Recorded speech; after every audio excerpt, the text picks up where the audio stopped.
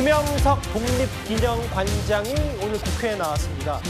민주당이요, 최근에 윤석열 정부의 이른바 알박기 인사들을 내보내겠다면서 임기 일치법 개정에 나섰습니다. 오늘 김영석 독립기념관장이 국회에 나왔는데 이런 언급을 했습니다. 지난 2024년 12월 9일 날 보훈부에서 독립기념관에 감사를 실시했습니다. 그 감사 내용 보고받았습니까? 보고받은 내용이 뭡니까? 그걸 구체적으로 지금 구두로 보고를 언제 받았는데 지금 그 기억을 못 하신단 말이에요. 보고받으신 거 맞으세요? 장관 취임하시고 독립기념관장에 대해서 문제를 삼기 전에 기존에 감사 지적된 사항 챙겨보시고 감사 지적된 사항이 이행됐는지 그것부터 챙겨보신 게 중요한 거 아니겠어요? 코드 맞추는 게 중요한 게 아니고. 김영석 관장님이 윤석열 정권 때 독립기념관장으로 지명이 되고 그 면접하는 과정에서 일제강점기 때 우리 선대 국적이 일본이라고 하신 분 맞으시죠? 예, 앞부분만 그렇게 발췌를 해서 보도가 되었습니다. 네, 앞부분만 발췌해서 질문한 거니까 저런 생각을 하는 분이 독립기념관장으로 가니까 또 이슈가 돼서 이번 80주년 광복절 기념사에서 그냥 한마디로 타율적 해방론을 얘기하면서 우리가 얻어 걸린 거다. 8월 15일이라고 하는 광복절에 독립기념관장이 왜 세계사적 입장을 얘기합니까? 국무조정실장님, 이거 반드시 인사검증 절차 감사해야 됩니다. 감사 빠르게 해가지고 이런 일 일어나면 안 되는 거죠. 광복절 축사 관련 여당의 비판, 김영석 독립기념관장에게 쏟아지고 있는데 일단 다음 화면을 볼게요. 그 역사 논쟁, 그 논란의 발언, 그 얘기는 정치권으로 두기로 하고요. 정혁진 변호사님. 네네. 아예 보니까 이게 최근에 독립기념관장 임명이 절차적으로 문제가 있다. 법정으로까지 거치고 가게 생겼어요?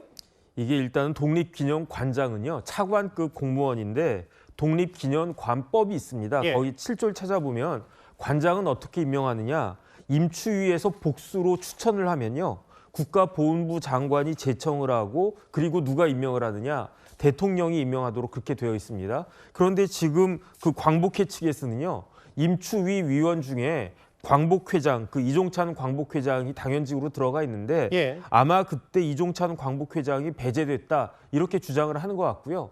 정부 측에서는 임추위에서는 그냥 추천만 할 수 있는 거고 거기에 따라서 장관이 제청하고 대통령이 임명하면 그러면 그 임명되는 것에 큰 문제가 없는 것이다 이렇게 주장을 하는 것 같은데 이것과 관련해서 법원이 어떤 결론을 내리는지 지금 뭐 무효확인, 임명 결정 무효확인 청구 소송이 진행되고 있으니까 법원 판결이 아마 제대로 나올 거라고 생각이 됩니다.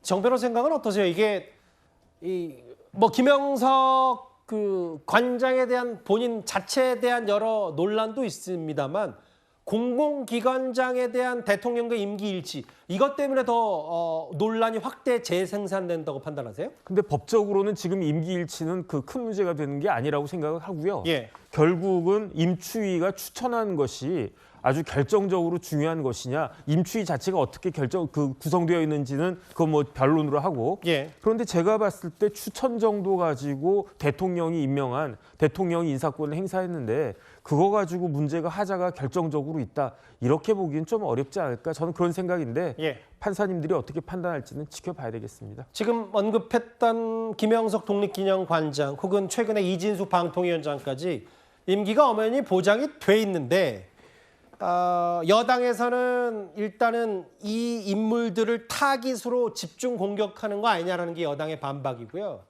일단 민주당 말씀드렸던 것처럼 대통령 임기와 공공기관 임기를 맞추겠다는 의지가 뚜렷합니다. 이 배경에 과거 문재인 정부 시절 환경부 장관 사례가 있습니다. 문재인 정부에서 처음으로 공식적으로 확인된 블랙리스트다. 사표 내라고 한 겁니까? 본인이 낸 겁니까? 사표를 내시는 사표를 내시도록 부탁을 드린 것 같습니다. 예. 우리말로 대화하는데 내라고 하신 거예요? 본인이 먼저 낸 거예요? 사표를 내시도록 한 것 같은데요. 말을 안 들으니까 이제 압력을 넣기 위해서 한 건데 또 환경부 감사관이 와갖고 당사자 불러갖고 막 화를 내더라고. 얘기를 똑바로 전해야지. 쓸데없이 무슨 뭐 감사실까지 동원시켜가지고. 문재인 정부 환경부 블랙리스트 사례를 만나봤죠. 뭐 최근에 광복절 특사로 사면되긴 했습니다만 김은경 전 환경부 장관 2년 유죄 확정 판결을 받았었습니다. 장희 변호사님, 네.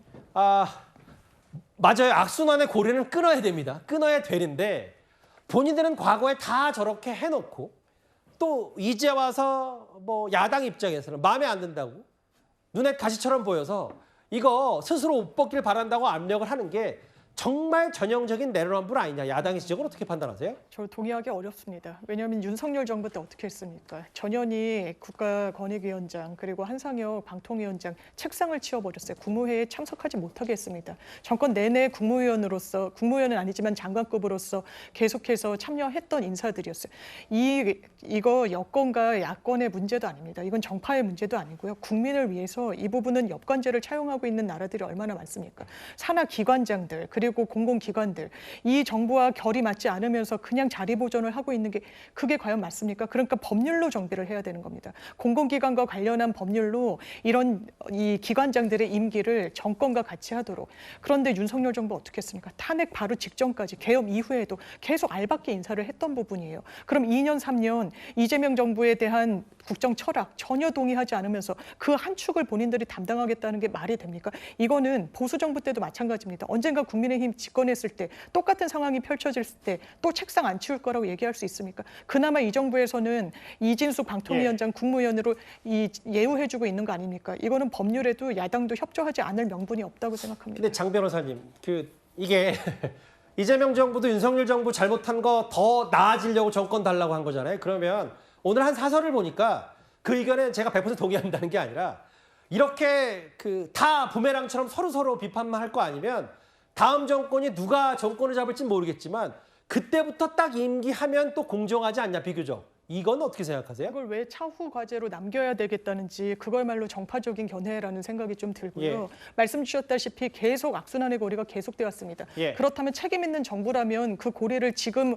우리가 입법 권한을 갖고 있을 때 마무리를 짓겠다는 게 더 책임 있는 자세라고 생각합니다. 근데요, 문재인 정부 때도 다 그렇게 했습니다. 문재인 정부 말기에 예. 알박기 다 했잖아요. 그리고 이인숙 이 방통위원장 지금 자리 치웠어요. 국무회에 들어오지 말라고 그랬어요. 자, 똑같이 하는 겁니다. 자, 그렇다면 이게 정당화를 하려면 예. 자, 우리 정권의 피해를 봐야 됩니다. 자기 정권에서. 자기 정권의 피해를 보고 그러면 이렇게 해야 공정한데 문제는 우리 정권은 하나도 피해 안 보고 자, 지금 이제 임명된 사람들 다 나가. 그다음에 이제 우리는 새로 들어오고. 자, 이런 식으로 한다 그러면 이게 불공정하잖아요. 자, 입법권이 있는 지금 민주당이 정말 이걸 공정하게 하려고 그러면 현재 임명된 사람에 대해서는 임명을 인정해주고 예. 자, 그럼 법 만들고 알겠습니다. 그다음에 정권에부터는 이걸 적용하는 방향으로 하는 게 오히려 공평하지 않나요? 자기 하나도 손해 안 보고 다른 정권에 손해보라는 이야기가 맞지 않지 않습니까? 이게 신경전의 극치 중에 하나가 어제 저 장면이었어요. 그러니까 장면들은 보지 않겠지만 민주당 김우영 의원이 이진숙 씨라고 직함을 빼니까 이진숙 방통위원장도 김우영 씨라고 했고요. 예, 알겠습니다. 임기 일치법 아마 민주당이 이제 강행을 할 것 같은데 여러 가지 얘기까지 3위였습니다.